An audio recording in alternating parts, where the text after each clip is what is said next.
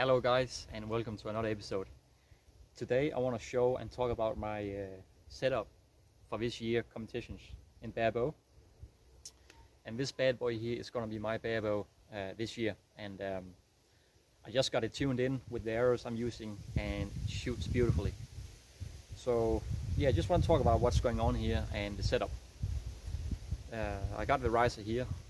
The riser is a WNS Elk riser in 21 inch and in a bronze tan-ish color. I really like this color here because I'm also a hunter as well. I go bow hunting as well, and with this riser here I can take my limbs off and put some harder poundage limbs on, and I'm good to go hunting as the riser is. So that's really I like that detail, and I just like the color as well. I always like the tan color. It's a beautiful color. I put a little weight on it. Not that it does not that it does a lot, but I had it lying around, and I like a bit of mass to my bow, but not too much, but not too light either, obviously. The grip is a nice deep pistol grip. That's the grips I like. I put a lot of weight, a lot of pressure on this part of my hand when I hold the bow. The plunger is just a standard looking AAE plunger, not too much, not too fuzzy, does the job. I put a hard spring in it, and the plastic tip here is where the arrow contact is sitting, and the plastic is standing out really well. I shot a lot of arrows through this plunger already, and the plastic is still pretty fresh looking. Arrow rest is just a D-cut rest, again, not too fussy, not too expensive, does the job. Puts the arrows out nicely. So that's pretty much the riser. I don't think I want to change it really a lot. I don't think I want to change it at all. Then we got the limbs. The limbs are kinetic limbs. Kinetic Honoric. I'm not sure how you pronounce it. Honoric or Honoric limbs, and really good limbs for the money. They carbon foam limbs, and doesn't cost a lot. And these limbs are 38 pounds, so I'm probably pulling around 40 pounds, and I feel like I can just hold the bow fairly well as it is with this setup.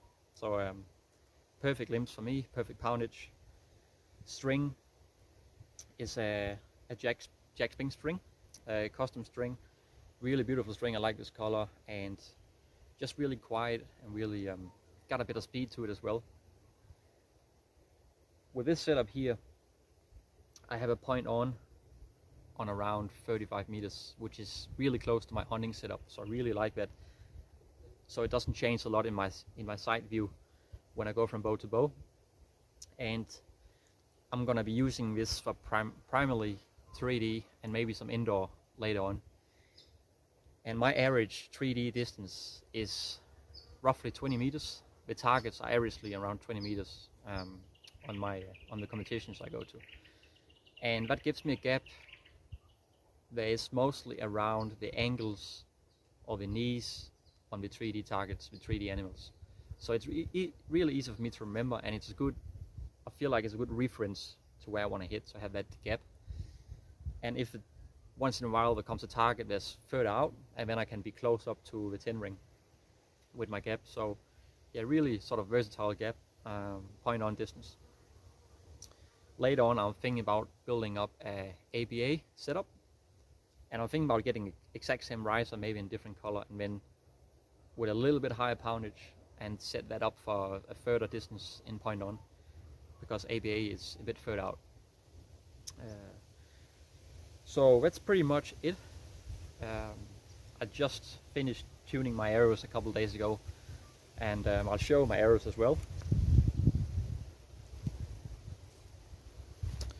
My arrows are Eastern Powerflight arrows. Really good value for the money.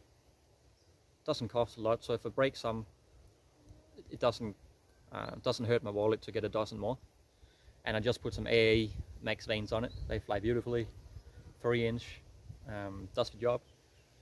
And as I said, I bare shaft tuned it. End up cutting 2.5 centimeter off from a full length shaft.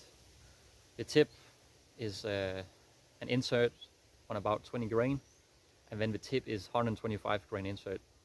So roughly 145 grain up front, which spits them out pretty fast, but not as I said, my point on is not too far out, which I like.